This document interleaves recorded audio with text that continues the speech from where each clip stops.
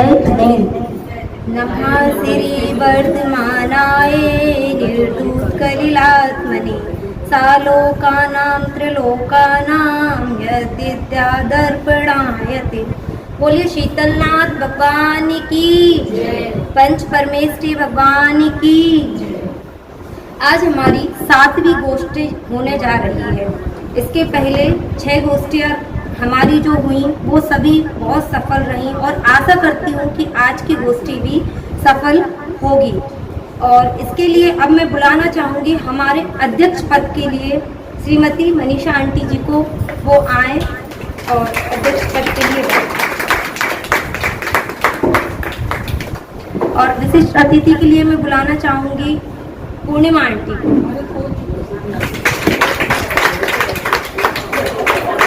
और किसी भी कार्य की निर्विघ्न समाप्ति के लिए मंगलाचरण की तो आवश्यकता होती है, तो अब मैं मंगलाचरण के लिए बुलाना चाहूंगी श्रीमती मंजरी जैन के लिए, वो आए और यहाँ मंगलाचरण करें। बोलिए द्वादशांग जनवाणी माता की जय।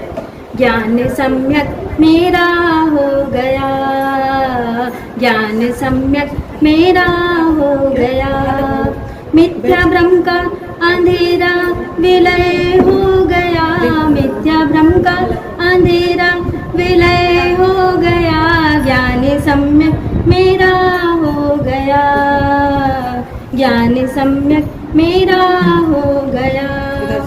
माना अपना उसे जो न अपना हुआ, जो था अपना उसी से पराया रहा, माना अपना उसे जो न अपना हुआ, जो था अपना उसी से पराया रहा, पराया रहा। भेद विज्ञान अब हो गया, भेद विज्ञान अब हो गया, एक अभेद की धारा में मैं बह गया, एक अभेद की धारा में मैं बह गया, ज्ञान सम्यक मेरा हो गया, ज्ञान सम्यक मेरा हो गया। वीतरागी प्रभु वीतरागी गुरु, मोक्ष की मानो तैयारी हो गई शुरू, वीतरागी प्रभु वीतरागी गुरु, मोक्ष की मानो तैयारी हो गई शुरू, हो गई शुरू। धन्य नर भव मेरा हो गया, धन्य नर भव मेरा हो गया, राग जाने ना जाने कहाँ खो गया, राग जाने ना जाने कहाँ खो गया, ज्ञान सम्यक मेरा हो गया, ज्ञान सम्यक मेरा हो गया। जय श्री। बहुत अच्छा मंजरी। आज की हमारी गोष्ठी का विषय है सम्यक दर्शन के 8 अंग। सम्यक दर्शन, जिस प्रकार नाव में नाविक का महत्वपूर्ण स्थान है, उसी प्रकार मोक्ष मार्ग में सम्यक दर्शन का भी महत्वपूर्ण स्थान है। यह सम्यक दर्शन मोक्ष रूपी महल की प्रथम सीढ़ी है। कविवर दौलत राम जी ने कहा है कि यदि इस मनुष्य भव में सम्यक दर्शन की प्राप्ति नहीं हो पाई तो फिर यह मनुष्य भव मिलना अत्यंत कठिन है। 8 अंग में से 4 अंग निशंकित, निगांचित, निर्विचिकित्सा और अमूर्त दृष्टि, इसके बारे में हम पिछली गोष्ठी में जान चुके हैं। आज हम इनके आगे के 4 अंग उपगूहन, स्थितिकरण, वात्सल और प्रभावना अंगों के बारे में जानेंगे। अब उपगूहन अंग क्या है? यदि हमें अपने साधर्मी या परिवारजन की किसी भी सदस्य की कोई भी गुप्त बात यदि हमें पता है, देखो मैं कहानी को उससे नहीं बता रही है चीज, मैं थोड़े से अपने अलग उसमें बता रही हूँ सबके लिए कि अलग से सबको समझ आए थोड़ा सा। कोई भी गुप्त बात यदि हमें पता है तो भी वह बात हमें अपने तक रखनी चाहिए, किसी और के सामने उसकी बात नहीं बतानी चाहिए। किसी के भी सामने उसकी बात बताने से उसको अपना अपमान लगता है। हमें उसके गुणों को देखना चाहिए, ना कि उसके अवगुणों को। जिस प्रकार माता को पुत्र से ऐसी प्रीति होती है कि यदि पुत्र कोई खोटा कार्य कर भी दे तो माता उसके खोटे कार्य को छुपा ही देती है, यही उपगूहन अंग है। अब उपगोहन अंग के बारे में हमें और आगे बताएंगी उमा चाची जी। तो अब मैं उनसे बोलूंगी कि वो यहाँ आए और हमें उपगोहन अंग के बारे में और जानकारी दें। सभी को जय जिनेन्द्र। आदरणीय अध्यक्षा महोदय एवं समस्त बहनें, मैं आप लोगों के लिए जय जिनेन्द्र। और मैं आप लोगों के सामने उपगोहन अंग पर कुछ विचार व्यक्त करना चाहती हूँ। उसमें जो गलतियाँ हों उन्हें क्षमा करें। सम्यक दर्शन क्या है? सम्यक दर्शन जैन धर्म में सही विश्वास या सही ज्ञान का नाम है। सच्चे देव शास्त्र गुरु के प्रति दृढ़ श्रद्धा रखना ही सम्यक दर्शन है। सम्यक दर्शन के 8 अंग हैं। निसंकित, निकांक्षित, निर्विचिकित्सा, अमूढ़ दृष्टि, उपगोहन, स्थिति, स्थितिकरण, वात्सल्य, प्रभावना। उपगोहन अंग 8 अंगों में से एक है, जिसका अर्थ दूसरों के दोषों को छिपाना या उनका एकांत में निराकरण करना। यह धर्म की आत्मभावना से बचाने के लिए किया जाता है। निश्चय से उपगोहन अंग श्रावकों की अपेक्षा मुनियों के होता है, मुनियों के लिए ही है। इस अंग में जिन भक्त जिनेन्द्र सेठ प्रसिद्ध हुए हैं।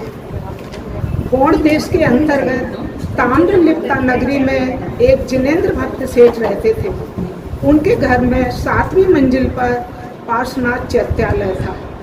उसमें एक रत्नमयी प्रतिमा विराजमान थी। उस प्रतिमा के ऊपर छत्र में बहुमूल्य रत्न बैरूण मणि नाम का रत्न लगा था। एक दिन चोरों के सरदार ने कहा, सेठ के यहाँ का बैरूणीय मणि कौन ला सकता है? उसमें से सूर्य नामक चोर ने हामी भर ली और फिर वह चोर मायावी क्षुल्लक बनकर वहाँ पहुँच गया और व्रत उपवास आदि करते हुए सेठ जी के चैत्यालय में ही रहने लगा। किसी समय सेठ जी को धन कमाने बाहर जाना था और क्षुल्लक जी को चैत्यालय की रक्षा का भार दे दिया। सेठ जी चले गए और उन्होंने अपने गांव के बाहर ही डेरा डाल लिया। आधी रात को क्षुल्लक बैरूण मणि लेकर भाग गया। रत्न की चमक इतनी तेज थी कि वो नौकरों ने उसका पीछा किया। तब वह गांव के बाहर उसी डेरे में घुस गया। चोर चोर का हल्ला सुनकर सेठ जी ने भी क्षुल्लक जी को देखा और नौकर से बोले, मैंने ही यह रत्न मंगवाया है, तुम लोग उन्हें चोर चोर क्यों कह रहे हो? इसके बाद सेठ जी ने क्षुल्लक जी को बहुत फटकारा कि पापी, तुम धर्मात्मा बनकर पाप करते हो। ऐसा पाप करते हुए नरकों में ही जाओगे। और रत्न वापस लेकर उसे भगा दिया। देखो, यदि सेठ जी बात बनाकर क्षुल्लक जी के दोष को नहीं छिपाते और नौकर धर्म और धर्मात्मा की हंसी उड़ती, इसलिए किसी की भी दोष को ढक लेना चाहिए। यही उपगोहन अंग है और एकांत में उसे समझाना चाहिए। जय। बहुत अच्छा चाची जी, आपने हमें बहुत अच्छे से उपगोहन अंग के बारे में जानकारी दी। अब मैंने इसमें से कुछ प्रश्न पूछती हूँ आप लोगों से, तो आप मुझे बताइएगा, सम्यक दर्शन किसे कहते हैं? कौन बताएगा?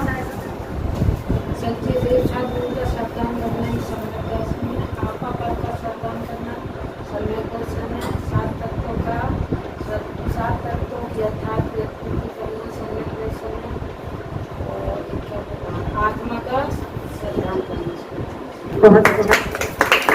अभी कहानी में चाची जी ने बताया सेठ जी का नाम आया था। सेठ जी का नाम क्या था? बताइए। जिन दत्त है या जिन भक्त? जिन भक्त नहीं, जिन भक्त है उसमें, जिन भक्त सेठ। जिन भक्त नाम है, पर कहानी में तो जिन भक्त लिखा क्या है, जिन भक्त है, जिनेंद्र भक्त, जिन भक्त दोनों ही उनका नाम है। इसमें चोर का जो नाम था वो क्या है? हाँ, कौन बताएगा चोर का नाम?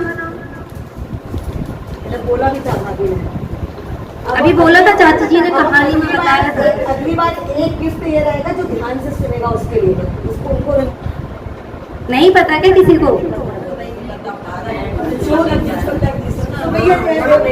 अभी चाची जी ने बताया 1 मिनट पहले ही, जब कहानी में पूरा नाम था वो तो सुबह होते ही जिससे प्रकाश हो जाता है, हाँ। सूर्य प्रकाश नहीं। और वो था कौन जिसका नाम सूर्य था? चोर का वो कौन था? नहीं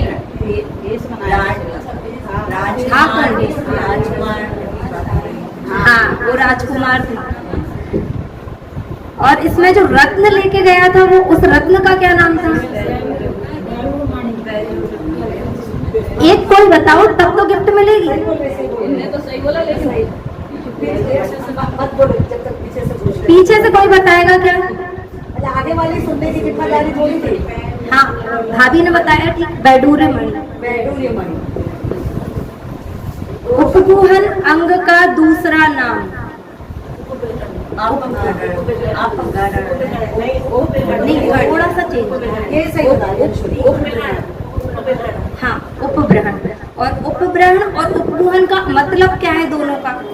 आत्मा की गुणों की मतलब बढ़ाना, आत्मा के गुणों को बढ़ाना। हाँ, ये किसका मतलब है? उपग्रहण का। उपग्रहण है वो, उपग्रहण। हाँ, और उपगूहन का ढकना, के दूसरों को ढकना। हाँ, नहीं, इसका भी नहीं।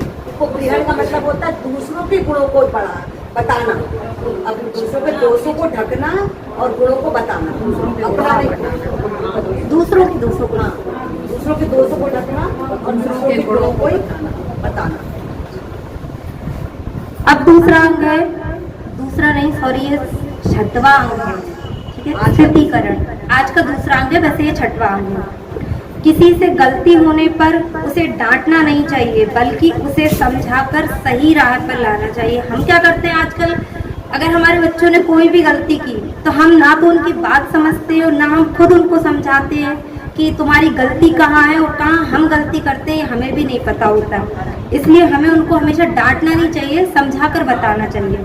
यदि हमारे बच्चे किसी को देखकर आलू या कोई अवक्ष खाने की जिद करते हैं तो हम उनको क्या करते हैं, डांट कर बोलते हैं कि नहीं, ये हमें नहीं खाना है, हमारे खाने लायक नहीं है। पर जब तक हम उसको ठीक से उसका अर्थ नहीं बताएंगे, उसका महत्व कि ये किस चीज से अवक्ष है, तब तक उनको ये बात समझ में नहीं आएगी। इसलिए हमें अपने बच्चों को या किसी को भी कोई भी बात समझाकर बताना ही स्थितिकरण अंग है।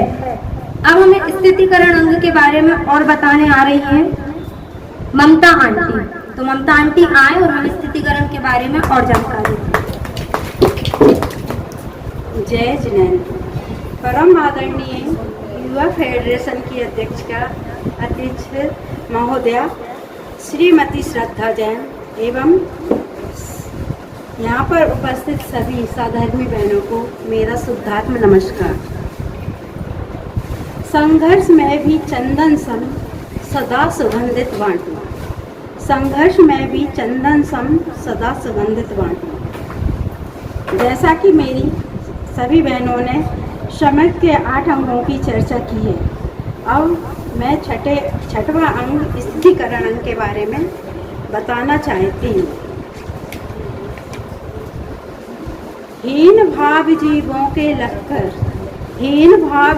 के लगकर गिलानी भाव नहीं मन में हो, कर्मोदय की अति विचित्रता समझो स्थितिकरण करो। यदि किसी धर्मात्मा पुरुष के परिणाम कभी रोग की वेदना से, धर्म से विचलित हो जाए, दारिद्र्य से, उपसर्ग आने से, परिसह न सह पाने से, असहायता से, आहार पानी रुक जाने से, परिणाम धर्म से शिथिल होने लगे, तो उसे उपदेश देकर आदि परिणामों को धर्म में स्थिर करने के लिए कहें। वो ज्ञानी हो धर्म के धारक, तुम सचेत हो जाओ। क्यों रोग के कष्ट से धर्म से विचलित होते हो? तुम ज्ञानी होकर भी ऐसी भूल क्यों करते हो? ये असाता वेदनीय कर्म अपना समय पाकर उदय में आ गया है।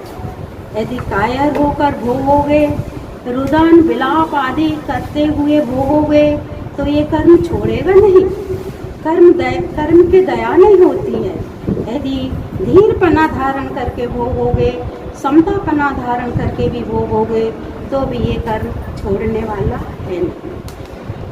कोई देव, दानव, मंत्र, तंत्र, औषधि, वैद आदि, स्त्री, पुत्र, मित्र, भाई, सेवक आदि उदय में आए कर्म को हरण करने में भी समर्थ नहीं है। ये तुम अच्छी तरह से जानते हो। धर्म का उपदेश इस प्रकार धर्म का उपदेश देकर धर्म में दृढ़ कराना, शीघ्र ही अनित्य आचरण भावनाओं का चिंतन करवाना, ग्रहण करवाना। यदि त्याग व्रत आदि छोड़ दिए हों तो पुनः उन्हें ग्रहण करवाना, सेवा करके आहार पानी दवा आदि करके स्थितिकरण कराना। मल मूत्र कफ आदि का आ गया हो तो पहुँचना, दौड़ना, घृणा नहीं करना। दारिद्र आदि चलायमान हुआ हो तो उसकी भोजन आदि की आजीविका भी लगा देना। उपसर्ग आदि दूर करके सच्चे धर्म में स्थापित करना। ऐसा स्थितिकरण सम्यक दृष्टि के हो ज्ञानी, हो धर्म के धारक। संसार में नरक तथा त्रियंच के क्षुधा, तृष्णा, रोग, संताप, तारण, छेदन, भेदन, मरण, शील, उष्णादि घोर दुख असंख्यात काल पर्यंत अनेक भाव धारण करके भोगे हैं। अभी ये तुम्हें कितना सा दुख है, वह तो थोड़े ही समय में निर्जरा हो जाएगा। यह रोग की वेदना देह को मारेगी, तुम्हारे चेतन स्वरूप आत्मा को नहीं मारेगी। देह का मरण तो अवश्य होगा, अतः तुम सचेत हो जाओ। ये कर्म को जीतने का अवसर है। अब भगवान पंच परमेष्टि की शरण ग्रहण करके अपने अजर अमर अखंड ज्ञाता दृष्टा को स्वभाव को ग्रहण करो। ऐसा अवसर पुनः दुर्लभ है। सम्यक दृष्टि का यह जिनेंद्र वचन ही अमृत रूप औषधि है, जो स्थितिकरण करने में सहायक है। अपने अपने परिणाम संभालने में यही वचन औषधि रूप है, जो उपकार इस जीव को सम्यक मुनिराज महापुरुष करते हैं। वैसा उपकार तीन लोक में कोई नहीं करता। इसलिए मिथ्यात्व के त्याग में ही परम यत्न करो। समस्त संसार के दुख को दूर करने वाला ही जीव सुख पाता है। अतः इसी को प्राप्त करने का पुरुषार्थ करो। अंत में सच्चे धर्म में स्थापित करना, ऐसा स्थितिकरण सम्यक दृष्टि के ही होता है। उदाहरण में बैरागी मुनिराज बारिशैन एवं पुष्पडाल मुनि स्थितिकरण में प्रसिद्ध हुए हैं। उनकी कहानी मैं अपने शब्दों में बता दी। यदि कोई त्रुटि हुई हो तो माफ करें।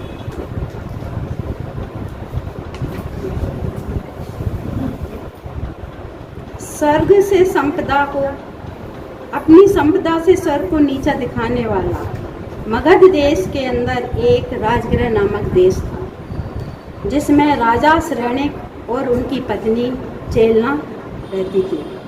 वो दोनों बहुत धर्मलंबी थे, दोनों सम्यक दृष्टि थे और धर्म के प्रति बहुत आस्था थी। और उनका पुत्र राजकुमार बारिशैन बहुत सुंदर था। वो भी धर्म धारण करने वाला, अति ही गुणवान, सुंदर, धर्म में निपुण, दयावान था। राजा ने अपने पुत्र की शादी 32 रानियों से करवाई थी। बहुत सुंदर थी वो, स्वर्ग की अप्सरा से भी बढ़कर। अतः बैरागी रहा, राजकुमार बड़े ही बैरागी रहा करते थे। अष्टमी चतुर्दशी को शमशान में जाकर तपस्या करते थे।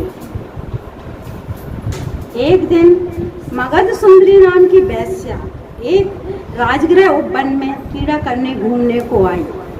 उसने वहाँ काटती श्री कीर्ति नामक सेठ के गले में रत्नों का हार देखा और वह हार पे मोहित हो गई, लालायित हो उठी। बोलने उसके मन में ये भावना आ गई कि ये हार के बिना मेरा जीवन बेकार है, धिक्कार है, मुझे ये हार हर हाल में चाहिए। तभी वो अपने घर चली गई, बेचैनी से इधर उधर घूम रही थी। तभी उसका दोस्त विद्युत चोर प्रेमी मिलने आया उससे और उसे उदास देखकर पूछने लगा, सुंदरी प्रिय, आज तुम बड़ी उदास हो। तो सुंदरी ने कहा, हे प्राण वल्लभ, तुम मुझे इतना प्यार करते हो तो मुझे वह हार ला कर दो जो आज बगीचे में मैंने श्री कीर्तिराज सेठ के गले में देखा। ये सुनकर विद्युत चोर चकित रह गया, भौचक्कर रह गया, कहने लगा, ये कैसे मैं कर सकता हूँ। लेकिन उसने, यदि तुम अपनी सुंदरी को खुश देखना चाहते तो मुझे हार ला कर देना ही होगा। पीछे पैर लौट गया विद्युत चोर चोरी करने के लिए कीर्ति सेठ के महल में। उसने अपनी सूझबूझ से हार चुरा भी लिया, लेकिन रात के समय में रत्नों का इतना प्रकाश था, हार का चोरी करते करते भाग रहा था तो सिपाहियों ने उसको देख लिया। सिपाहियों ने उसका पीछा किया, दौड़ते दौड़ते वे शमशान घाट में पहुंच गया, जहां राजकुमार बैरागी बारिशैन तपस्या कर रहे थे। विद्युत चोर ने वो हार उनके पैरों में पटक दिया। पूरा इसके बाद सिपाही वहां पहुंच गए तो सिपाही ने उन हार तो उनके पास देखा, राजा बारिशैन के पास, और जोर जोर से हंसने लगे। वाह वाह वाह, ये है तुम्हारा ढोंग, तुम दिन में धर्म करते हो और चोरी करते हो रात में और सारी प्रजा को ठगते हो, ये तुमने अच्छा नहीं किया। इनका ध्यान चोरी करने के लगाना उनके पैरों में रख दिए। तभी सैनिक दंड दिया और विद्युत चोर जंगल में जाके छुप गया। तभी सैनिक पकड़ के राजा को सिपाही के उनके पास ले आए, महल में राजा सैनिक के पास, बारिशैन मुनि को, उनके राजकुमार को राजा के पास ले आए। राजा ने सुना कि इनने चोरी की है तो उनको दंडित किया। लगे, हे दुष्ट, मैंने तुमसे ऐसी आशा नहीं की थी, तुम इतने अच्छे होकर चोरी करते हो। और राजा क्रोध से कांपने लगा, उसकी आंखों से ज्वाला बरसने लगी, होंठ कांपने लगे और बहुत ज़्यादा दंड देके अपने बेटे को, पुत्र को सजा सुना दी मरने की। इस जगह लेकर इसको मार डालो। तभी सारी प्रजा की आंखों से आंसू आने लगे। राज दरबार देख के दंग रह गए कि महाराज आपने एक ऐसी सजा सुना दी अपने पुत्र को ही मरने की, लेकिन कुछ कह नहीं सकते थे, सब स्तब्ध रह गए। वो ले गए शमशान वन में। जैसे ही जल्लादों ने जोरदार हथियार से गले पे प्रहार किया तो उनके पुण्य के प्रताप से गले में माला पड़ गई और देवों ने पुष्पों की पुष्प वर्षा दिए, खुशबूदार। ये सब देखकर प्रजा जय जयकार करने लगी, जय हो राजकुमार, राजकुमार की जय हो, और माफी मांगने लगे।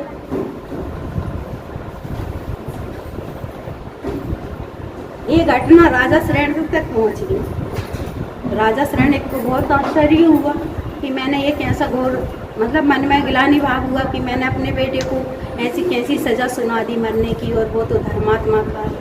सब समझ के उन्हें वो शमशान घाट पहुंच गए, शमशान पहुंच गए और राजकुमार से बोले, मुझे माफ़ कर दो, मैंने तुम्हें अनर्थ दंड दिया। पिताजी, आपने राजवंश की लाज रखी है, आपने कोई गुनाह नहीं किया। यदि तुम मुझे सजा नहीं देते तो पब्लिक क्या समझती कि अपने पुत्र को बचाने के लिए इन्होंने कुछ नहीं किया। और ये तो मेरे पाप पुण्य का ही कर्म का फल है। जो मैंने पाप किया भी नहीं और उसका फल मुझे मिल गया। हर जीव अपने कर्मों का फल भोगता है। ये सब बातें विद्युत चोर चुप चुप के सुन रहा था। उसने सोचा जब राजा इतनी कड़ी सजा अपने पुत्र को दे सकते हैं तो मुझे क्यों नहीं देंगे। इससे पहले कि वो कुछ मुझे सजा सुनाए मैं ही जाके उनसे पहले माफ़ी मांग लेता हूँ। विद्युत चोर ने जाके राजा से बोला, हे राजन, मुझे माफ़ कर दो, वे पाप कृत मैंने किया था और इनका नाम लगा दिया। राजा का उसके हार डाल दिया। बैरागी ये तो ऐसा पाप कर्म कर ही नहीं सकते हैं। तो उसने माफ़ी मांग ली। राजा ने उसे अभयदान दिया और अपने पुत्र से गले मिला के बोला, चलो आपकी माता इंतजार कर रही है, बेटा घर चलो। तो राजा बारिशैन घर न जाकर कहने लगे, अब मेरे संसार से मन उब गया है, मैं इस संसार में नहीं रह सकता हूँ, मैं वन में जाके दीक्षा लूँ। तो दीक्षा के लिए निकल गए। चलते चलते संग में पहुँचे, सूरदेव मुनि से दीक्षा ग्रहण की। धीरे धीरे पहुंचकर मतलब समय व्यतीत होने लगा। देश विदेश में जाकर बहुत प्रचार प्रसार किया अपनी उसका। इसके बाद चलते चलते एक दिन पलाशपुर नगर में आए।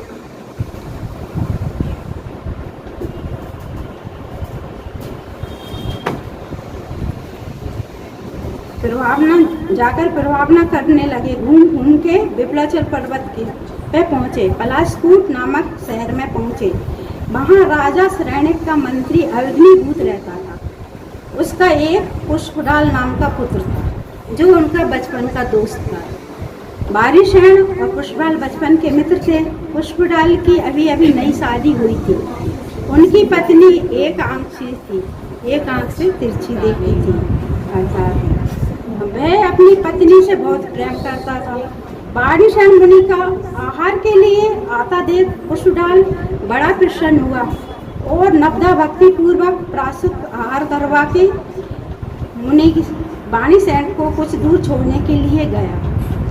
कभी अपने दोस्त होने का, मुनि को छोड़ने का और भक्ति के लिहाज से वह कमंडल लेकर चले। थोड़ी दूर जाने के बाद मुनिराज मुझे लौटने को कहेंगे, ये भाव उसके मन में चल रहे थे, क्योंकि मुझे अपनी पत्नी को छोड़ के तो जाना नहीं है। मुनिराज ने कुछ भी नहीं कहा तो उनकी चिंता बढ़ गई। तो वे अपनी पुरानी दोस्ती की बातें याद करवाने लगे। देखो महाराज, ये वही सरोवर है ना जिसमें अपन नहाया करते थे। देखो महाराज, ये वही आम का पेड़ है ना जिसमें मीठे मीठे फल खाया करते थे, यहाँ खेला करते थे, अपन कितनी दूर आ जाते थे।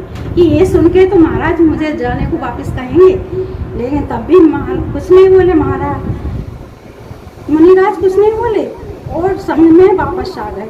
तभी वहाँ बैठे मुनिराजों ने कहा, क्या आप भी इनके साथ दीक्षा लेने के भाव से आए हैं?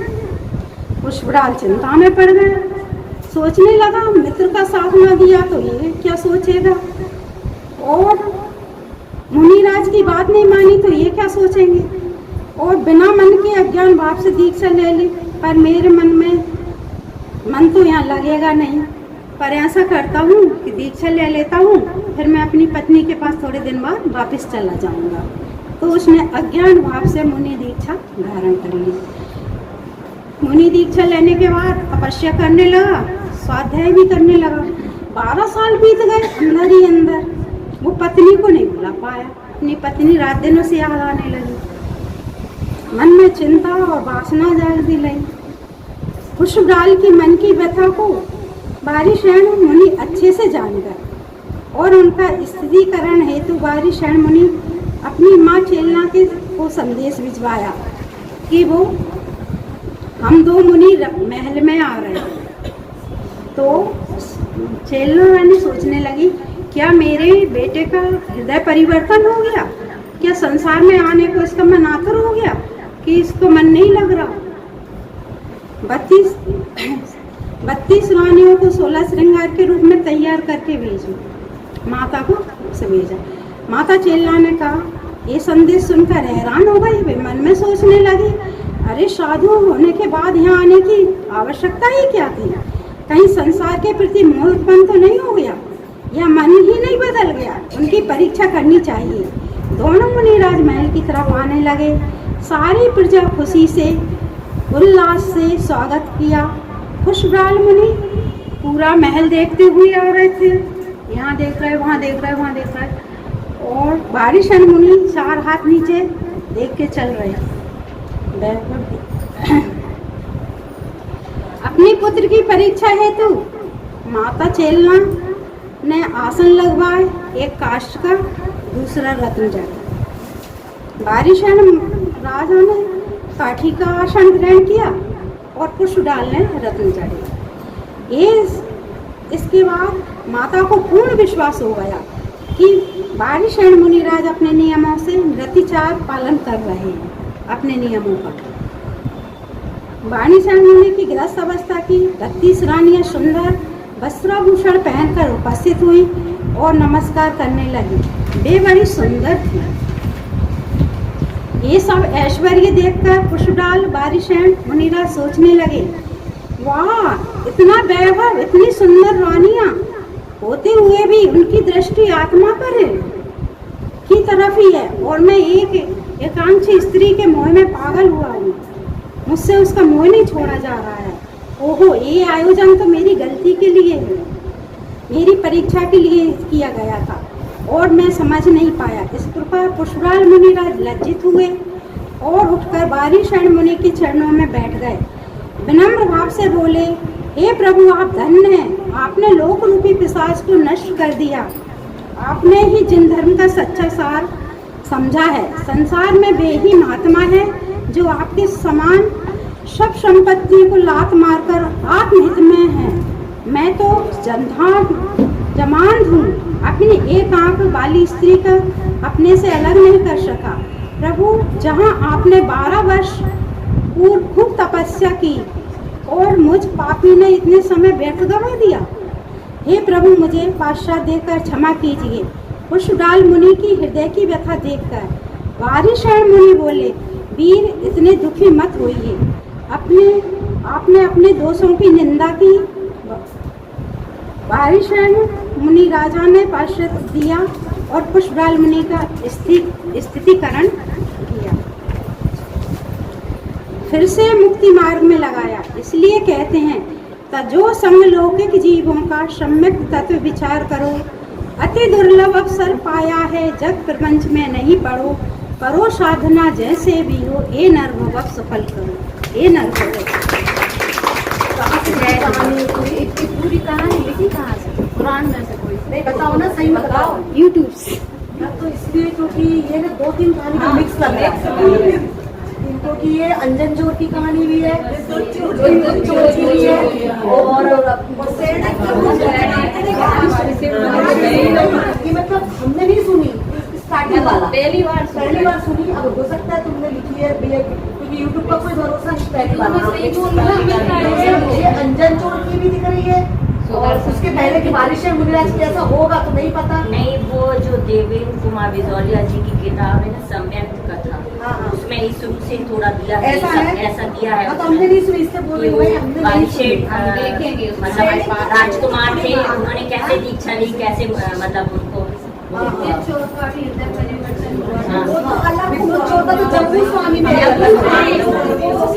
लेकिन इसमें भी साथ में दीक्षा ही ले ली थी उनने। जम्मू स्वामी के साथ जाके तुरंत ही दीक्षा ले ली 500 विद्युत चोर 500 कुमार में, इसलिए ऐसा लगा। अभी कोई दूसरा विद्युत चोर होगा तो पता नहीं। चलो ठीक है, जैसा भी है, पर बहुत अच्छा बोला उन्होंने। जहाँ से भी कहानी लिखी हो वो हमें हो सकता है सही हो। हाँ, नहीं वही अपन को नहीं पता, लेकिन हो सकता है मेरी पहली बार ऐसा। नहीं। अच्छा है। अब इसमें से प्रश्न पूछती हूँ कुछ। बारिशण के माता पिता का नाम क्या था? कौन बताएगा? चाची। हाँ, पुष्पडाल कौन थे? हमें सबसे पीछे से आंसर चाहिए।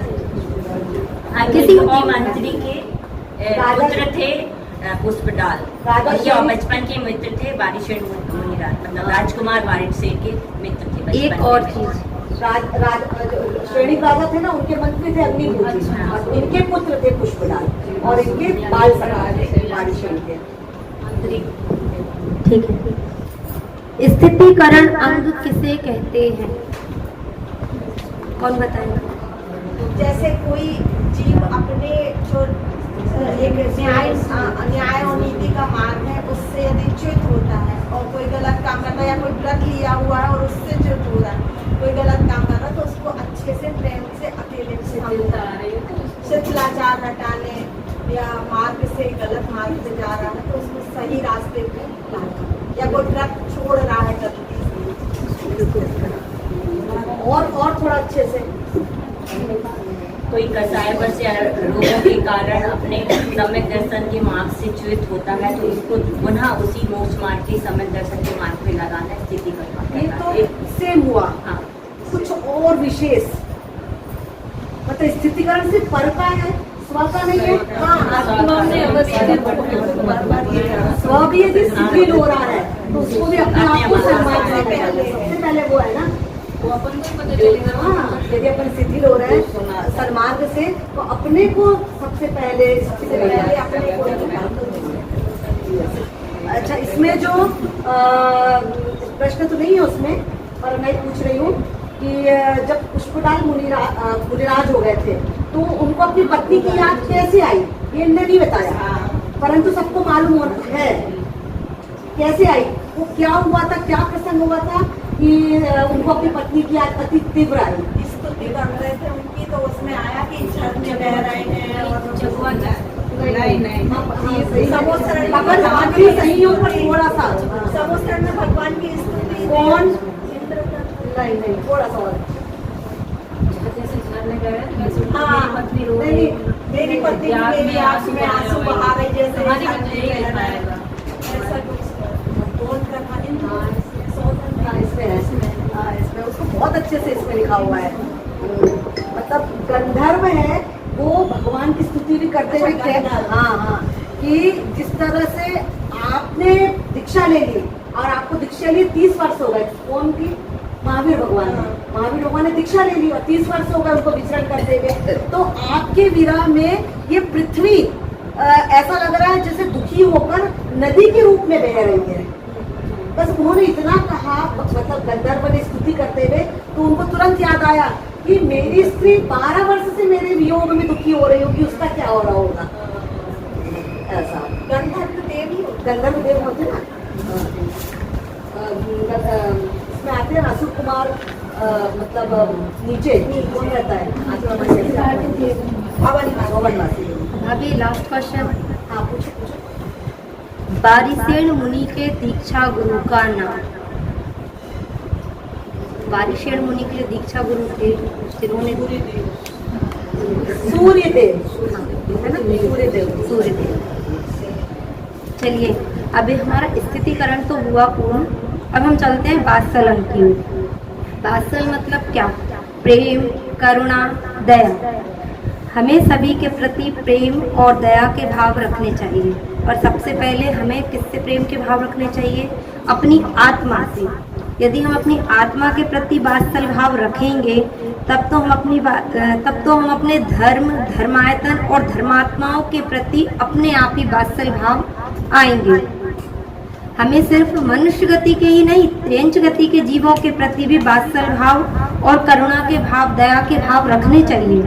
जब हम त्रेंच गति के जीवों के साथ वात्सल्य भाव रखेंगे तभी तो हम जो अपने घर गृहस्थी में जो हम अपने रोज पानी छान कर पीना, सब्जियों का, फल का आदि का शोधन करना, अगर हम वात्सल्य भाव नहीं रखेंगे तो क्या हम शोधन करके चीज़ें बनाएंगे? नहीं बना सकते। और ना ही हम कभी पानी छान कर पिएंगे कि उनमें कितने जीवों की उत्पत्ति हो रही है, क्या हो रहा है, 48 मिनट की मर्यादा का पानी कहलाता है। ये सब हम ध्यान में नहीं रखेंगे बातें। करुणा के भाव है, इसलिए हम सब ये काम करते हैं। इससे हम अपने अहिंसक व्रत का भी पालन करते हैं। हम जो क्षमावाणी पर्व मनाते हैं वो भी तो एक वात्सल्य भाव के कारण ही है, क्योंकि हम सभी अपनी गलतियों की क्षमा मांगते हैं। और क्षमा कब मांगी जाती है? जब हमें दूसरों के प्रति करुणा, वात्सल्य, दया आदि के भाव रहेंगे, तभी हम दूसरे से या अपने सामने वाले से अपनी गलतियों की क्षमा मांगेंगे। अगर करुणा के भाव नहीं रहेंगे तो हम भी उससे क्षमा नहीं मांगेंगे। करुणा के भाव के कारण ही हम हमेशा सामने वाले से क्षमा मांगते, इसलिए हम क्षमावाणी पर्व मनाते हैं। अब इसी को ही हम क्या कहते हैं, वात्सल अंग। अब हमें इसके बारे में और ज्यादा जानकारी देने के लिए आ रही हैं ज्योति भाभी। सभी को मेरा सादर जय जिने। सम्यक दर्शन के 8 अंग सभी को पता है। मैं उसके सप्तम अंग वात्सल अंग के बारे में कहती हूँ। जैसे गाय को अपने बछड़े के प्रति बिना आशा के निरपेक्ष भाव से प्रेम आता है, वैसे ही धर्मी को साधर्मी के प्रति सहज भाव से प्रेम आता है, उसको वात्सल अंग कहते हैं। जो मोक्ष मार्ग में रथ साधु त्रय का वत्सलत करे यहा, चिन्मूर्त वह वात्सल्य भाव युक्त सम्यक दृष्टि जानना। मतलब जो मोक्ष मार्ग में स्थित सम्यक दर्शन ज्ञान चारित्र रूपी साधकों व साधनों अर्थात आचार्य उपाध्याय साधु के प्रति प्रीति भाव रखता है, वात्सल भाव रखता है, उसको सम्यक दृष्टि जानना चाहिए। सम्यक दर्शन ज्ञान चारित्र धर्म को धारण करने वालों का समूह मुनि, आरिका, श्रावक, श्राविका, आवृत सम्यक दृष्टि के प्रति अनुराग रखना, उनको सहज भाव से बिना कपट के आदर करना, उनके सम्मान में खड़े हो जाना, उनकी प्रशंसा करना और उनकी वंदना स्तुति करना, उनके आहार निवास पानी की व्यवस्था करना आदि वात्सल अंग में आते हैं। वात्सल अंग के धारी अहिंसा धर्म के प्रति प्रेम होता है, सत्य धर्म के प्रति, सत्य वचन के प्रति धर्म, पर धन पर स्त्री के त्यागियों के प्रति प्रेम, 10 लक्षण धर्म के अनुयायियों के प्रति प्रेम होता है। वात्सल अंग में मुनि विष्णु कुमार की कथा प्रसिद्ध है और वह इस अंग में प्रसिद्ध हुए हैं। बात मुनि सुब्रत तीर्थंकर काल की है। वहाँ उस समय उज्जैनी नगरी में श्री वर्मा नामक राजा राज करते थे। उनके बलि आदि मंत्री साथ में थे। एक बार मुनि अकंपनाचार्य अपने 700 मुनियों के द्वारा वहाँ उज्जैनी नगरी पधारे। राजा उनके दर्शन के लिए अपने मंत्रियों के साथ गए। मंत्रियों का तो मिथ्या दृष्टि थे, राजा जैन धर्म के अनुयायी थे। मुनि उस समय ध्यान मस्त थे और अपनी ध्यान में लीन थे। राजा तो उनकी शांति और निष्प्रयता देखकर प्रभावित हुए, परंतु मंत्री दुष्ट भाव से कहने लगे, अरे यह तो ढोंग कर रहे हैं मौन करने का, इनको कुछ नहीं आता, ऐसी निंदा करने लगे।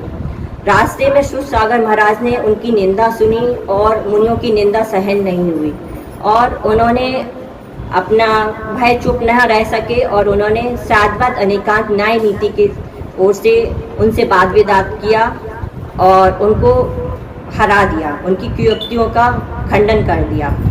यह सब राजा के सामने हुआ। मंत्रियों को राजा के सामने अपमानित होना पड़ा। मंत्रियों ने क्रोधवश अपने अपमान का बदला लेने के लिए रात में ध्यानस्थ महाराज के ऊपर तलवार से वार करना चाहा, परंतु वह तलवार जैसे ही उठाए वैसे ही हाथ हवा में ही रह गया और पैर जमीन में ही गड़ गए। प्रातःकाल लोगों ने जब वह देखा तो और राजा ने देखा तो उनको देश निकाला दे दिया गधे पर बिठाकर और वह हसनापुर नगरी पहुंचे। वो शांति कुंती अरनाथ की हसनापुर नगरी जहां उनका जन्म हुआ था। हमारे तीर्थंकर जो कामदेव तीर्थंकर भी हैं, ऐसी जगह पे उस समय राजा पद्म राजा राज्य करते थे। उनका सिंगस नाम का शत्रु था, वह उनको पराजित नहीं कर पाते थे। यह बलि आदि चारों मंत्री युद्ध कला में प्रवीण थे। उन्होंने अपनी युक्तियों से उस सिंगस राजा को पराजित कर दिया।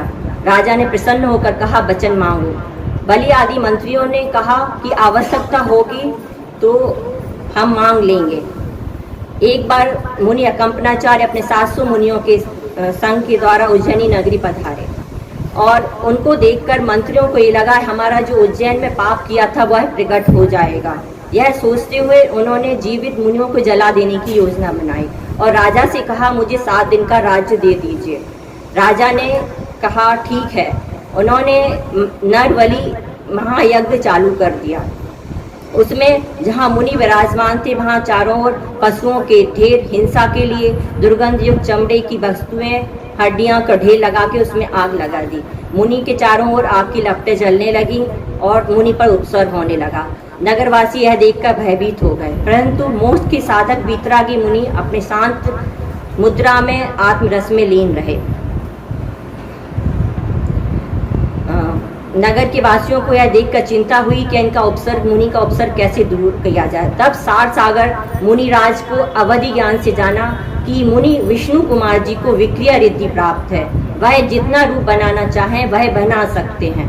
ऐसा करते हुए वह मुनि विष्णु कुमार जी के पास गए। उन्होंने मुनियों के बारे में हुए उपसर्ग का पूरा वृत्तांत सुनाया।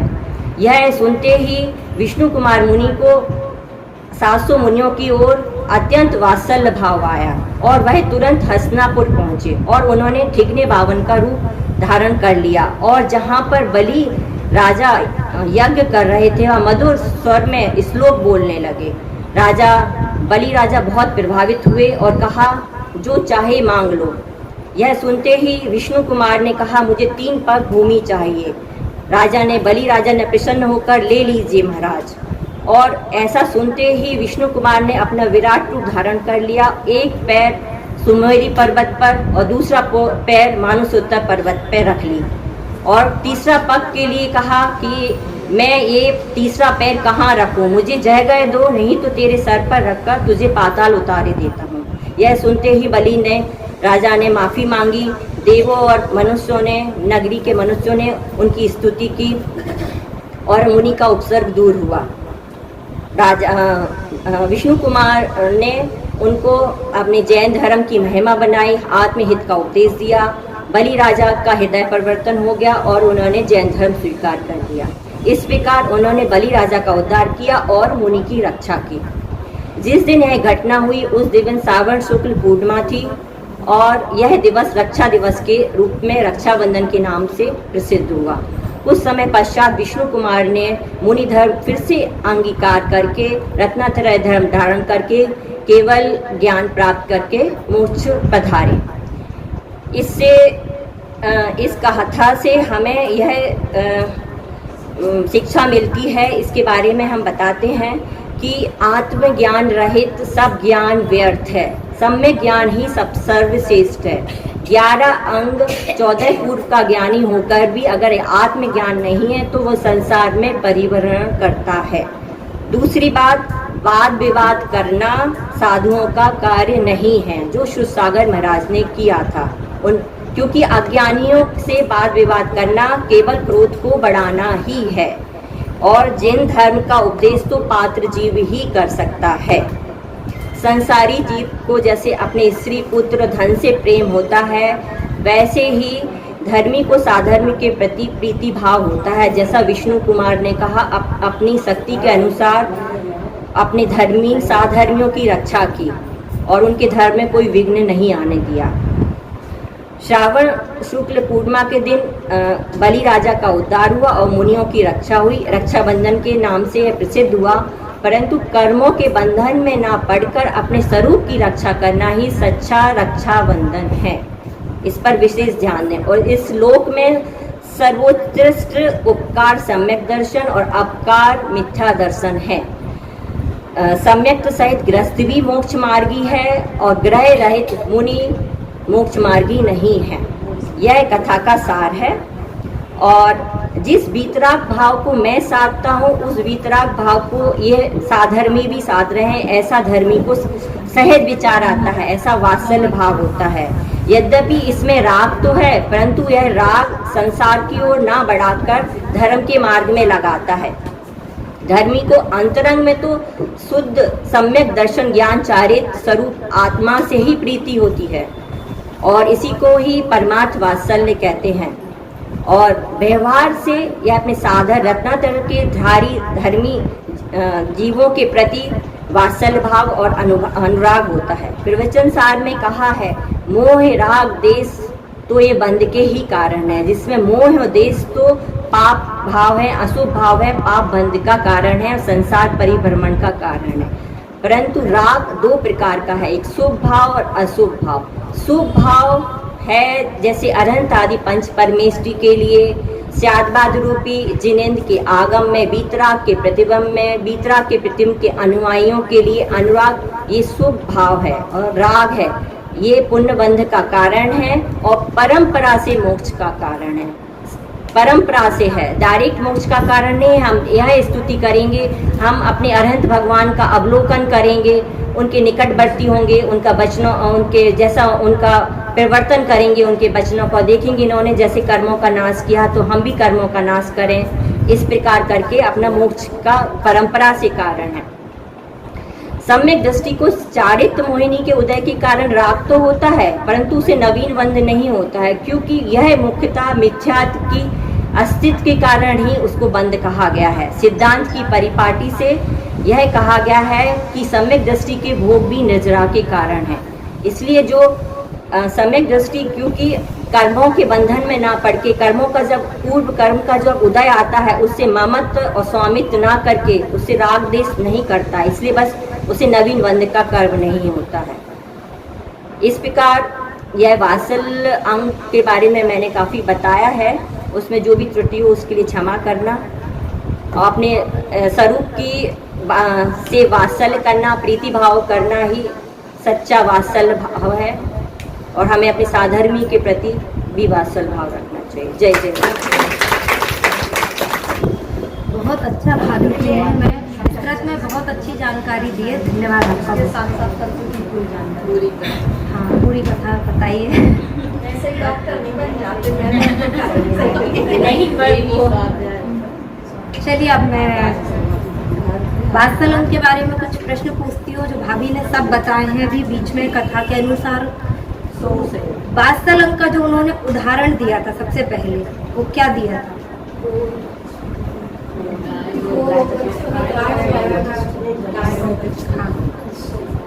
कैसा पूरा उदाहरण बता।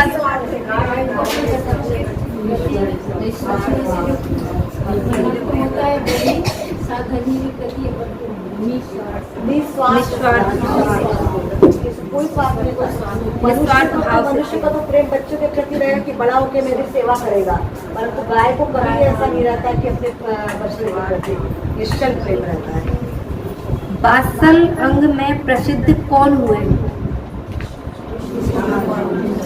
सभी आंसर दे देते हैं, पता कैसे चलेगा? चलो सामूहिक ही दे देते हैं। चलो ठीक है, सामूहिक गिफ्ट भी मिल जाएगी सबको। आने वाला भी है।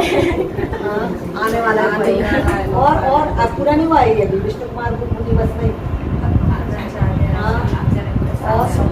और तीनों हो गया पूरा। तीन बता दो, क्या बता दो तीनों का नाम। विष्णु कुमार, अग्नपनाचार और आदि।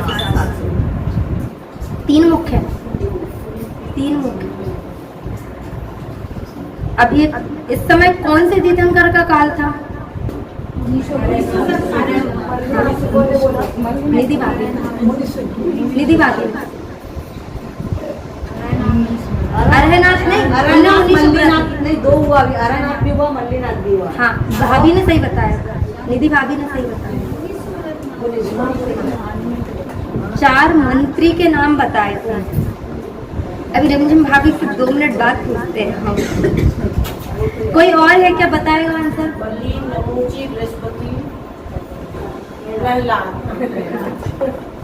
और कौन से मुनिराज से वाद विवाद हुआ था?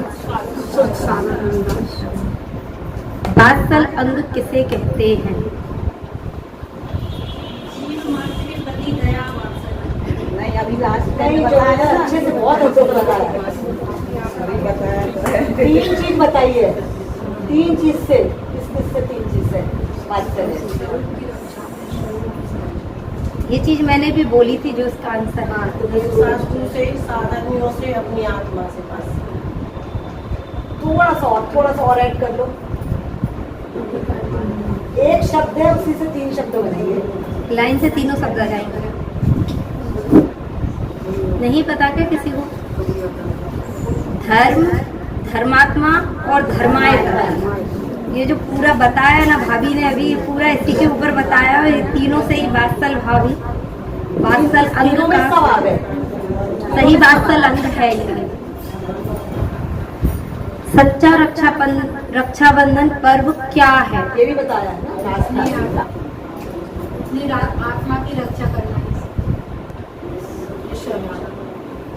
थोड़ा सा, वैसे तो सही है पर थोड़ा सा शब्द वही ठीक है। ठीक है। अब तो भाभी ने दिया था मैं उसके ऊपर वो मतलब वही है, आत्मा की बोलो, स्वरूप बोलो, सब एक ही शब्द है। कौन सा ज्ञान श्रेष्ठ है? आत्मज्ञान। अब एक प्रश्न आपसे भाभी पूछेंगे। शुद्ध सागर मुनिराज, विष्णु कुमार मुनिराज और कंपनाचार्य आदि 700 मुनिराज, इन तीनों में श्रेष्ठ कौन है? क्योंकि विष्णु कुमार मुनिराज ने रक्षा करी, शुद्ध सागर ने वाद विवाद किया और वो उनके गुरु थे, तो इन तीनों में श्रेष्ठ कौन और क्यों? पूरा उत्तर है क्यों भी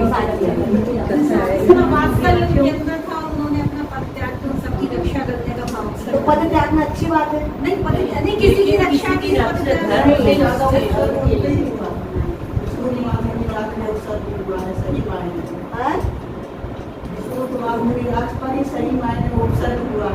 इन तीनों में श्रेष्ठ कौन है ये बताओ?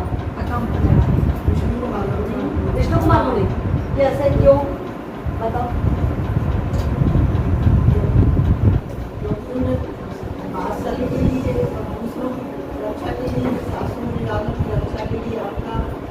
अपने बारे में वही बोल रही है जो दीदी ने बोला वो अभी आगे।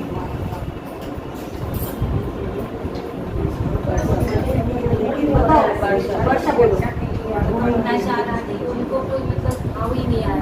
हाँ, कंपनाचार्य महामुनिराज सबसे श्रेष्ठ है क्योंकि वो कंप्यूटर में अपने से किसी की रक्षा करने का भाव ही क्यों आना? अपनी आत्मा की रक्षा करने का भाव सर्वप्रथम आना चाहिए, किसी अन्य की रक्षा का भाव ही क्यों आना? वाद विवाद तो शुद्ध सागर जी का पूरे बिल्कुल 3rd नंबर पे, विष्णु कुमार जी को 2nd नंबर पे, परंतु कंपनाचार्य आदि 700 मुनिराज अपने में कंपित रहे, अपने से चलायमान नहीं हुए, इसलिए सर्वश्रेष्ठ। यदि तीनों में से किसी को अवार्ड दिया जाएगा तो किसको दिया जाएगा? भले रक्षा बल। आपने बोला सही था पहले कि उनकी क्या बोला था? उपसर्ग उन्हीं के ऊपर हुआ क्योंकि दीक्षा छेद, उनको सबसे बड़ा प्रायश्चित होता है मुनिराजों का, छेद नाम का, छेद नाम का सबसे बड़ा प्रायश्चित होता है। इसका मतलब होता है यदि वो सबसे बड़े मुनिराज है और उन्होंने अपनी दीक्षा को छेद दिया, छेद नामा, तो वो जो सबसे छोटे मुनिराज थे उनके चरणों को अब स्पर्श करेंगे, है ना? इसलिए सबसे मतलब वो मतलब उन्होंने तो बिल्कुल रक्षा का भाव आया तो अपने को अपनी आत्मा से बाहर निकल के आए ना, अपनी आत्मा में तो नहीं रह पाए ना, सिर्फ विष्णु कुमार मुनिराज। और शुद्ध सागर जी ने तो विवाद ही कर लिया। विवाद करना उन्होंने बताया कि मुनिराजों का कर्तव्य धर्म ही नहीं है, इसलिए दोनों नहीं, परंतु कंपनाचार्य आदि 700 मुनिराज अपने से नहीं डिगे, इसलिए सर्वश्रेष्ठ यदि अवार्ड दिया जाएगा तो शुद्ध सागर जी मुनिराज। अच्छा, इसमें इन्होंने भी नहीं बोला, परंतु मैं पूछ रही हूँ कि आप जब सब 700 मुनिराजों का उपसर्ग दूर हुआ है ना, तो किस चीज का आहार दिया गया? सेवई का। क्यों सेवई का? कि सेवई इतनी नरम होती है और 7 दिनों तक जब वो अग्नि के बीच में थे तो सबके गले रूंधे गए थे धुएं से, हर चीजों से, तो सेवई इतनी सॉफ्ट होती है कि गले से अच्छा, एक और क्वेश्चन याद आ गया, एक और क्वेश्चन याद आ गया, एक और क्वेश्चन सुनो, ये है ना डॉक्टर साहब की पुस्तक है ना रक्षाबंधन पर, उसमें क्वेश्चन याद आ गया। जो इन लोग बनाते हैं ना अन्य पर्व, क्या दूसरे दिन कौन से मनाते हैं वो गुजरिया क्यों मनाई जाती है? वो भी वात्सल क्यों? हाँ, तो क्यों है? उपसर्ग हुआ था ना। हाँ, तो क्यों मनाई जाती है? वो नहीं, इसका एक रीजन है, एकदम मतलब सटीक रीजन है। पता है किसी को क्या हुआ था? जब वो बलि आदि जो चारों मंत्री थे तो उनके चारों तरफ घास ही घास उगा दी थी, और घास में मुनिराज चल सकते हैं क्या? नहीं चल सकते। तो जब वो 7वें दिन जब उपसर्ग दूर हुआ तो सभी ने वो घास को निकाल के जाने लगे और एक दूसरे को देखो रोकते, मतलब एक दूसरे को देने लगे कि उनका उपसर्ग दूर हो गया, उन सबको सबने निकाला तो वो जगह खाली हो गई। वो जगह एक दूसरे को देने लगे, क्यों क्या हुआ एक घास मतलब क्या बोलते हो उसको जगह जो भी बोलते हो कि भगवान की 700 मुनिराजों की रक्षा हो गई है, ऐसा बोलते हैं सभी ने एक दूसरे को देते हैं, इसलिए वो पर्व चल पड़ा है। इन लोगों ने जो भी चलता वो हमें मेरे को नहीं पता इन लोग क्यों चलाते हैं, है ना, इसलिए मैं ये पूछ रही हूँ कि उन्होंने जो घास को उखाड़ा मुनियों ने, क्या वो उखाड़ मुनियों के उसके निमित्त से उखाड़ा तो क्या मुनियों के निमित्त से नहीं, अब वो मुनिराज उसमें से बाहर आ सकते थे क्या? नहीं आ सकते थे ना, उनको बाहर आना भी तो जरूरी था ना, इतना विवेक तो मुनिराज तो नहीं आएंगे उस घास के ऊपर से चल के। ये डॉक्टर साहब ने अपनी रक्षाबंधन पुस्तक में लिखा है, बहुत अच्छे से लिखा है, पढ़ना सभी पढ़ना। रक्षाबंधन पर्व पुस्तक है ना डॉक्टर साहब की, पतली सी एकदम पतली, नाम रक्षाबंधन की रक्षाबंधन के नाम से ही है, बहुत अच्छी उसमें बहुत अच्छे से उन्होंने बताया है। मैं पढ़ के नहीं आई तो और अच्छे से उसको याद था मुझे। चलिए अब 5 अंक तो हमारा यहाँ पूरा हुआ, और ये जो हमारा रक्षाबंधन पर्व आ रहा है ये कथा उसी के ऊपर थी पूरी। तो और आज आज मतलब कल का प्रवचन भाई साहब का, सुमत भाई साहब का कल का प्रवचन रामायण में रक्षाबंधन पर ही हुआ है, सभी सुनना। इतनी अच्छे से मतलब ये अपने को जो अपने तो सुनी है, परंतु कैसे कैसे प्रश्न उन लोग ने आपस में होंगे और कैसा कैसा उसका उत्तर दिया, बहुत ही अच्छा। मैं आज डाल दूंगी उसमें, बहुत ही अच्छा प्रवचन हुआ था कल का भाई साहब का। कल ही डालना, हाँ कल डालना था, पर सुन के आ मैंने सोचा था तुम्हें डाल दूं, पर एकदम सुबह आज मैंने सुबह ही सुना और मैं सोची भी थी डाल दूं से तुम कुछ सुन के बता पाऊंगी, पर भूल गई। अब ग्रुप में डाल देना। हाँ ग्रुप में डाल दूंगी, क्योंकि आज भैया का दिन भर चलता रहा चेतना, इसलिए भूल गई। आज तो बहुत ही अच्छा चला, आज का जरूर सुन लेना सब प्रवचन चेतना पूरा बहुत अच्छा था, सभी ये दोनों प्रवचन सुन लेना। चलो ठीक है, अब अपन आगे चलते हैं क्योंकि हमारी बातें तो खत्म नहीं होंगी, ये जो कर रहे हैं। प्रभावना अंग, अब अंतिम अंग है प्रभावना अंग। प्रभावना मतलब जिन धर्म की प्रभावना करना, जिन धर्म जो हमारा धर्म है हमें उसकी प्रभावना जब हम स्वयं करेंगे तभी तो हम जिन धर्म की प्रभावना हम कर पाएंगे। हमें धर्म से प्रेम होगा तो धर्म की प्रभावना का भी भाव आएगा।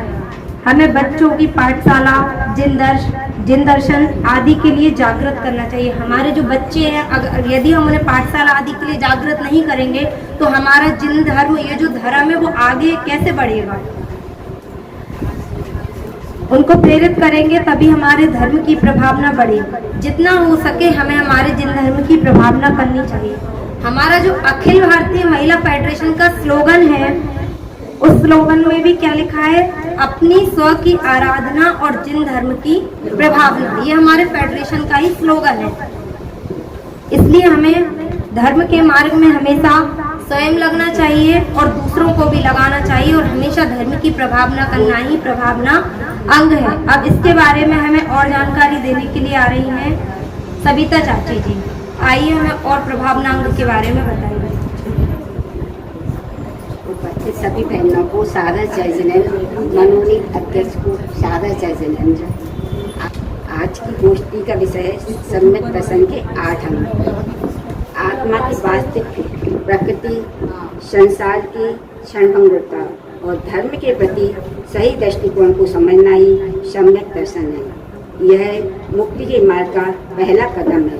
जैसा कि सभी को पता है, ये सम्यक दर्शन के 8 अंग होते हैं। आज हम प्रभावना अंग पर प्रकाश डालना चाहते हैं। धर्म का प्रचार प्रसार करना, दूसरों को सही मार्ग दिखाना ही प्रभावना अंग है। संसारी जीवों के हृदय में अज्ञान रूप विषाद अंधेरा फैला हुआ है। इसके सच्चे स्वरूप प्रकाश से दूर करके जिनेंद्र शासन के महत्व बतलाना, प्रकाश करना श्री प्रभावना अंग का सम्यक दर्शन का 8वां अंग है। सम्यक दर्शन, सम्यक ज्ञान, सम्यक चरित्र द्वारा आत्मा का प्रभाव महत्व प्रकाश करना भी प्रभावना है। दान, तप, शील, संयम, निर्लोकता, विनय, प्रिय वचन, जिनेंद्र पूजन। विकासन धर्म द्वारा जिन धर्म का महत्व प्रकट करना ही प्रभावना है। प्रभावना अंग में ब्रज कुमार मुनि धनदेव आदि प्रसिद्ध हुए हैं। ब्रज कुमार मुनि की कथा। जैसे होवे पैसे भाई, दूर हटा जग का अज्ञान, कर प्रकाश कर दे विनाश, तम फैलाए सुचि सच्चा ज्ञान। तन मन सर्वस्व भले ही, तेरा इसमें लग जाए, ब्रज कुमार मुनीन्द्र सदस्य तुम तब प्रभावना कर जाए। अहिछत्र राज्य में सौंदत्य नाम का एक मंत्री था। उस अहिछत्र पद में लाइन अहिछत्र राज्य में सौंदत्य नाम का एक मंत्री था। उसकी गर्भवती पत्नी को आम खाने की इच्छा हुई। उस समय आम का सीजन तो था नहीं, फिर भी वो वन में जाकर आम ढूंढने लग जाते हैं। पर वहाँ एक पेड़ पर एक आम लटका हुआ झूलता हुआ दिखाई देता है। तब उन्हें बहुत आश्चर्य होता है, इस पेड़ होता है। वो वहाँ जाते हैं। उस पेड़ के नीचे एक वीतरागी मुनि ध्यानस्थ बैठे हुए थे। शायद उनके प्रभाव से ये आम पक गया था। मंत्री ने भक्ति पूर्वक नमस्कार करते हुए हाथ जोड़कर निवेदन किया। तब मुनि महाराज ने निकट भव्य जानकर धर्म का स्वरूप समझाया। उसी समय वैराग्य पूर्वक उपदेश सुनकर मंत्री दीक्षा लेकर मुनि हो गए और वन में जाकर साधना करने लगे। जब सौंदत्य मुनि की पत्नी ने ब्रजदत्त नाम के पुत्र को जन्म दिया और पुत्र को लेकर वन में मुनिराज के पास गई, किंतु संसार से विरक्त महाराज ने उनसे मिलने से इनकार कर दिया। उससे क्रोधित होकर वह स्त्री बोली, अगर साधु ही बनना था तो हमसे शादी क्यों की, मेरा जीवन क्यों बिगाड़ा। और बालक को वहीं छोड़कर चली जाती हैं। इस बालक के हाथ में वज्र का चिन्ह था, इसलिए इसका नाम वज्रदत्त पड़ा। उसी समय दिवाकर नाम का एक राजा विद्याधर वंदना करने के लिए महाराज जी के पास आता है। तभी मुनि महाराज के वंदन करके जाने लगता है तो उन्होंने देखा कि गुफा के बाहर एक अत्यंत सुंदर तेजस्वी बालक पड़ा हुआ दिखाई देता है। विद्याधर की पत्नी उस बालक को गोद में उठा लेती है और बड़े प्यार से अपने घर ले जाती है। उन्होंने ब्रज कुमार को पुत्र जैसा पालन पोषण किया। भाग्यवान जीव को कोई ना कोई निमित्त मिल ही जाता है। ब्रज कुमार के युवा होने पर पवन बेड़ा नामक सुंदर विद्याधर से इसकी शादी हो जाती है। ब्रज कुमार अपने बल पर अनेक राजाओं को जीत लिया। कुछ समय पश्चात राजा दिवाकर की पत्नी को स्वयं का पुत्र हुआ। उनके पुत्र को राज्य मिले, ऐसी इच्छा से ब्रज कुमार से द्वेष करने लगती हैं। एक बार तो यहाँ तक कह गई कि ये किसका पुत्र है, हमें बहुत परेशान करता है। ये बात ब्रज कुमार सुन लेते हैं और वो उदास हो जाते हैं। उन्हें पता चल जाता है कि हम इनके पुत्र नहीं हैं, किसी और के पुत्र हैं। तब वो विद्याधर राजा से सारी हकीकत जान लेते हैं कि उनके पिता मुझे जन्म देने से पहले ही दीक्षित हो गए हैं। तब वे मुनि की तलाश में विमान में बैठकर वो इसके लिए निकल जाते हैं।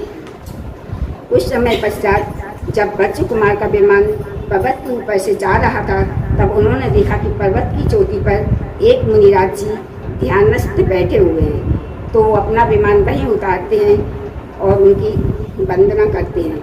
तब उनको पता चलता है कि ये सौंदत्य मुनिराज जी हैं और ध्यान में विराजमान मुनि महाराज को देखकर बहुत प्रसन्न हो जाते हैं। इस विचित्र दुखमय संसार में उन्हें वैराग्य हुआ और उनके मन में विचार आया कि अपने पिता से बारिश में मुनि दीक्षा मांगनी चाहिए। ब्रज कुमार ने भक्ति पूर्वक मुनि महाराज को नमन किया और कहा कि इस संसार में आत्मा के अलावा कुछ भी अच्छा नहीं है, इसलिए आप मुझे मुनि दीक्षा दे दो। सौंदत्य मुनि ने उन्हें दीक्षा नहीं लेने के लिए बहुत समझाया, पर ब्रज कुमार नहीं माने और मुनि दीक्षा के लिए जिद करते रहे। तब मुनि सौंदत्य ने उन्हें निकट भव्य अच्छा जानकर मुनि दीक्षा दे दी। निर्ग्रंथ वीतरागी साधु बनकर वे आत्मा के ध्यान में लीन रहने लगे। धर्म की प्रभावना के लिए देश विदेश विहार करने निकल गए। विहार करते हुए मथुरा नगरी पहुँचे। एक पेड़ के नीचे ध्यान मग्न बैठे थे वहीं मथुरा नगरी में एक लड़की जो कि बहुत गरीब अनाथ थी, जो जूठन खाकर अपना पेट भरती थी, उसे देखकर महाराज जी ने अवधि ज्ञान से जाना कि ये कैसी कर्म की विचित्रता है। ये लड़की कुछ वर्षों बाद राजा की पटरानी बनेगी। मुनि को यह बात बौद्ध भिक्षु ने सुनी और वो बौद्ध मत ले गए और उसका नाम बुद्धदासी रखा और उसका बौद्ध धर्म के अनुसार उसका लालन पोषण किया। जब वह युवा हुई तब उसका सुंदर रूप देखकर राजा उस पर मोहित हो गया और उससे शादी की मांग की, परंतु राजा पहले से शादीशुदा था। उसकी उर्मिला नाम की एक पत्नी थी जो कि जैन धर्म की परम भक्त थी। तब बौद्ध भिक्षुओं ने कहा कि राजा से स्वयं बौद्ध धर्म स्वीकार करना पड़ेगा और बुद्ध दासी को पटरानी बनाना पड़ेगा, तभी हम इसी शर्त पर शादी की स्वीकृति देंगे। कामांध राजा ने बिना सोचे समझे शर्तें मान ली। धिक्कार है ऐसे पसंदीदा विषयों को। कामांध जीव सच्चे धर्म से भ्रष्ट हो जाते हैं। उसके पश्चात बुद्ध दासी पटरानी बन गई। इधर उर्मिला रानी जिन धर्म की अनुयायी थी, उसने हर साल की तरह इस बार भी अष्टांग का पर्व में बहुत अद्भुत शोभा यात्रा निकालने की तैयारी की, परंतु बुद्ध दासी को यह बिल्कुल पसंद नहीं आया। उसे बिल्कुल भी सहन नहीं हुआ कि पहले जैन धर्म का रख निकले। उसने राजा से कहकर रथ यात्रा स्थगित करवा दी और बौद्धों की रथ यात्रा पहले निकलवा दी। उसे जैन धर्म की परम महिमा का पता ही नहीं था। जैन धर्म की यह रथ यात्रा में विघ्न होने से उर्मिला रानी को बहुत दुख हुआ। रथ यात्रा नहीं निकलने से उसने अनशन व्रत धारण कर लिया।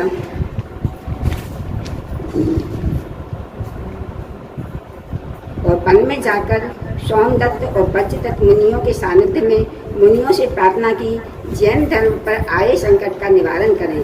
रानी की यह बात सुनकर वज्र कुमार मुनि के भाव उल्लसित हुए। उसी समय विद्याधर राजा दिवाकर अपने विद्याधरों के साथ दर्शन बंदन करने को आए।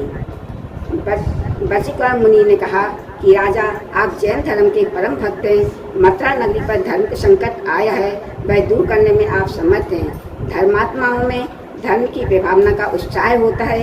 ज्ञान से, तन से, मन से, धन से, आप सभी प्रकार की विद्याओं से धर्म की विभावना करते हैं और धर्मात्माओं का कष्ट निवारण करते हैं। दिवाकर राजा को जैन धर्म से प्रेम तो था ही और उसे मुनिराज के उपदेश से और भी प्रेरणा मिली। मुनिराज को नमस्कार करके तुरंत ही उर्मिला रानी के साथ मथुरा नगरी आ पहुंची और उन्होंने बड़े जोरों के साथ तैयारी करके जैनेन्द्र भगवान की शोभा यात्रा निकाली। इस तरह वज्र कुमार मुनि और उर्मिला रानी के द्वारा जैन धर्म की परम प्रभावना हुई।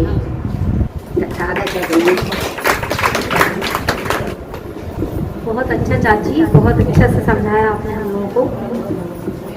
चलिए अब ये सबसे अंतिम बस कुछ प्रश्न हैं, मैं पूछती हूँ। फेडरेशन का जो स्लोगन मैंने बताया था वो कौन बताएगा? बोलो बड़ी बात।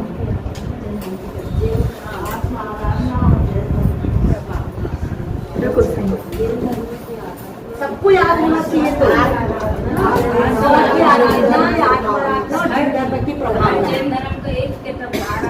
प्रभावना कर्तव्य ही लगता है। प्रभावना अंग में कौन प्रसिद्ध हुए थे?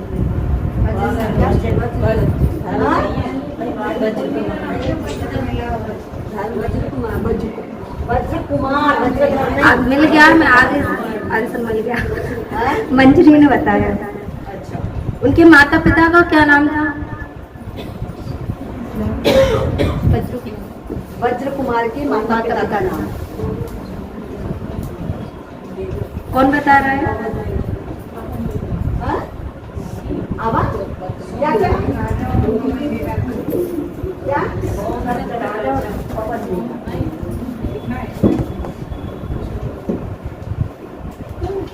पवन बेगा तो पत्नी का नाम था उनकी। पत्नी का नाम पवन बेगा, सोमदत्त और माता का नाम क्या बताया नहीं था मेरे ख्याल से। यज्ञ दत्ता। उनकी माता का नाम सोमदत्त पिता, यज्ञदत्ता माता। हाँ, शायद बताया। ये जो जन्मदाता माता पिता है और जो जिस माता पिता ने इनका पालन पोषण किया उसका नाम भी पूछने वाली है शायद आगे। क्या है क्या इसका? ये माता पिता तो जन्म दिया और जिस माता पिता ने पालन पोषण किया। हमारा एक निवेदन है, अब जब सब बैठे हैं, मतलब जिनने भी बोला आप बुरा मत मानना, हमें एक बार कहानी आपकी भाषा में सुनाइए। मतलब हमने सुनी है, नहीं सर प्लीज एक नॉर्मल भाषा में, वैसे अपन देखते हैं ना ऐसी एकदम सरल भाषा में है। ये यज्ञदत्ता और सोमदत्त नाम के एक राजा रानी थे, है ना। किसी कारणवश सोमदत्त राजा को वैराग्य हो गया और उस समय उनकी रानी गर्भावस्था में थी और जाके उन्होंने दीक्षा ले ली। अब जब पुत्र हुआ तो वो क्या कि सोमदत्ता को इतनी गुस्सा आई कि वो मुनिराज के चरणों में पुत्र को रख के आ गई।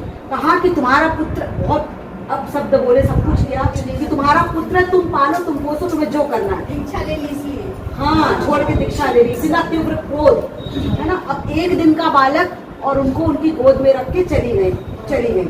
अब वो बालक भी अपना पुण्य लेके आया है ना, नहीं तो जंगल में मुनिराज, कई जंगली जानवर, कुछ भी हो सकता था, परंतु पुण्य का उनके द्वारा धर्म जिंदगी की प्रभावना होना थी। तो एक बार उसी समय क्या हुआ, उसी समय, एक बार नहीं, उसी समय दिवाकर नाम का एक देव विद्याधर राजा जा रहा था अपनी पत्नी के साथ। वो उनके कोई बच्चे नहीं थे, तो उन्होंने मुनिराज को देख के नीचे उतरे और मुनिराज के चरणों में एक दिन का बालक देख के इतने खुश हुए और अपनी भार्या को, अपनी स्त्री को, उनको अपने पुत्र को सौंपा और कहा तेरा आज तक पुत्र नहीं था, ले तू आज से पुत्र मतलब माता कहलाएगी करके। और वो ले गए अपने राज्य में और उनका पालन पोषण किया। और बड़े हो गए, बड़े होके पवन वेगा नाम की एक उससे शादी हुई उनकी। अब उसके बाद क्या हुआ, जैसे वो बड़े हुए तो जो ये थे विद्याधर राजा थे, उनके स्वयं का एक पुत्र हो गया। अब स्वयं के पुत्र होने से जो परपुत्र मतलब गोद लिया पुत्र, उनके प्रति प्रेम कम हो गया। अब वो जो उनको लगा, रानी को, राजा को नहीं, रानी को, कि मेरे पुत्र यदि ये बड़ा है तो इसका राज्य का स्वामी ये हो जाएगा, तो किसी तरह से इसको यहाँ से हटाया जाए। तो वो सब पूरा बहुत सारी उसमें कहानियां कि किस तरह से उनके ऊपर आरोप लगाकर उनको मतलब हटाया वहां से। जब उनको पता पड़ा ये मेरे असली माता पिता नहीं है तो वो छोड़ के चले गए। हाँ, अब वो वैराग्य आ गया उनको। अब वो वैराग्य है तो वो स्वयं ही सोमदत्त मुनिराज के पास ही पहुंच गए और उन्होंने बहुत विनती करी कि मुझे जिन दीक्षा दीजिए। तो राजा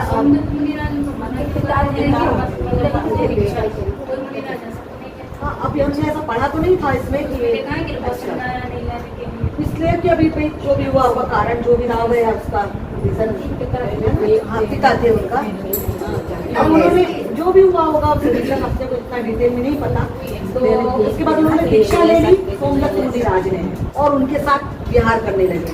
विहार करते करते हुए मथुरा नगरी पहुंचे। इधर मथुरा नगरी में पूतवाहन नाम का राजा राज्य करता था। पूतवाहन नाम, उनकी दो रानियां थी, एक रानी उर्मिला थी और वो पटरानी थी उर्मिला। उसी समय क्या होता है कि एक राजा मतलब एक पति पत्नी रहते हैं, शायद वो राजा रानी नहीं, राजा रानी कोई गांव में पति पत्नी रहते हैं, सेठ सेठानी जो भी रहते हैं। तो वो गर्भवती हुई, गर्भवती होने के साथ पूरा उसका सब खत्म हो गए। तो वो जन्म देते ही माता भी खत्म हो गई।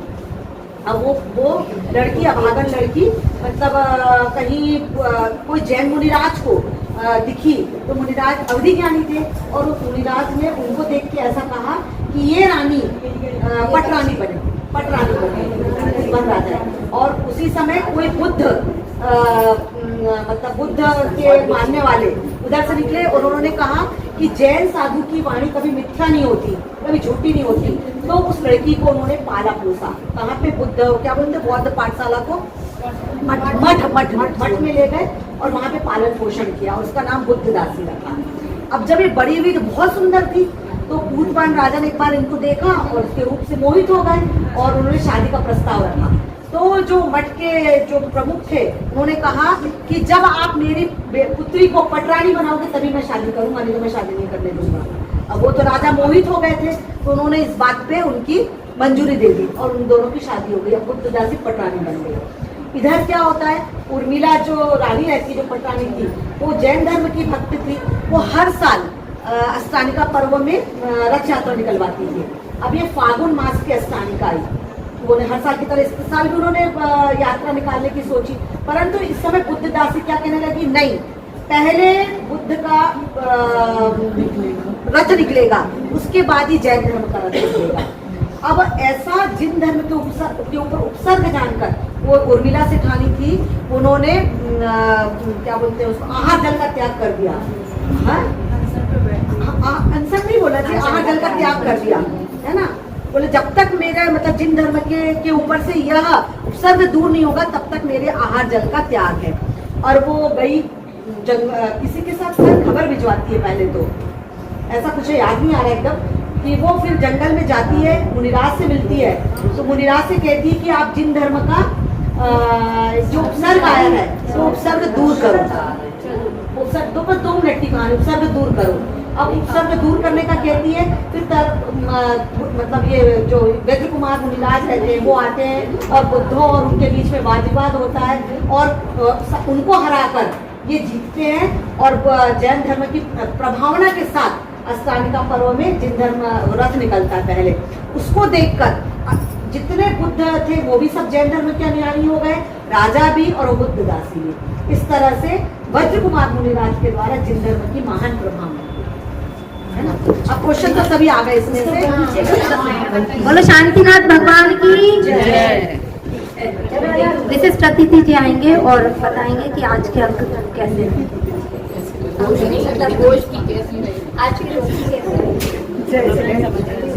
आज सभी बहनों ने बहुत अच्छे से तैयारी करके आए, बहुत अच्छा बोला। और सुन लो, 8 अंगों की जानकारी अब सभी को हो गई है, इसलिए हम लोग भी सब सम्यक दर्शन के लिए आगे बढ़ेंगे। धन्यवाद। अब मैं अध्यक्ष जी से बोलूंगी कि वो आए और आके बताइए आज की गोष्ठी कैसी रही। सभी को सादर जय जय।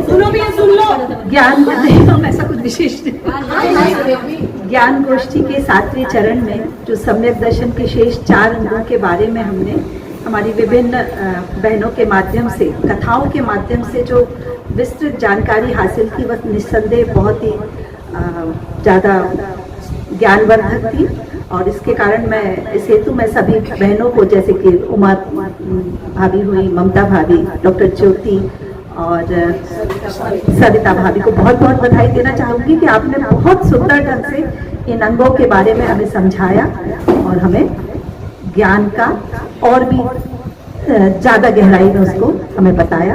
तो एक बार जोरदार तालियां हम सभी के चारों बहनों के लिए।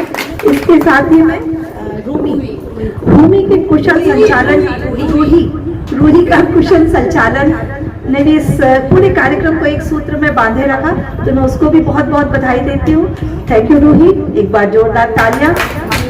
और अंत में एक बार श्रद्धा मंगलाचरण स्वाति ने, अब इसलिए तुम्हें रोज आना पड़ेगा, नाम याद है। नहीं, अभी थोड़ी सी परेशानियां थी श्रद्धा, अदरवाइज मैं रोज ही आती। मंजरी ने बहुत सुंदर शब्दों में मंगलाचरण किया, एक बार पुनः तालियां। और सबसे अंत में तालियां उसके लिए जिसने संपूर्ण आयोजन का ताना बाना रचा, श्रद्धा भाभी के लिए जोरदार तालियां। और ये भी वही हमारी जो लाइनें हैं जो कि रूही ने बताया कि स्वधर्म की स्वा की आराधना और जिन धर्म की प्रभावना, इस गोष्ठियों के माध्यम से हम यही कर रहे हैं। तो बहुत बहुत धन्यवाद श्रद्धा भाभी और आप सभी का। हम निरंतर धर्म के पथ पर आगे बढ़ते रहें, यही इसी भावना के साथ सादर जय। धन्यवाद आंटी जी, आपका भी। और अब मैं पुरस्कार वितरण के लिए मणि भाभी जी की तरफ से पुरस्कार वितरण है, तो मैं उनसे बोलूंगी कि सभी जिन्होंने अंगों पे गोष्ठी बोली है भाभी आंटी ने, वो यहाँ आए और अपना पुरस्कार अरे अब ये पुरस्कार वितरण हो रहा है, यहाँ भी तो प्रोत्साहन करें तालियां बजाकर।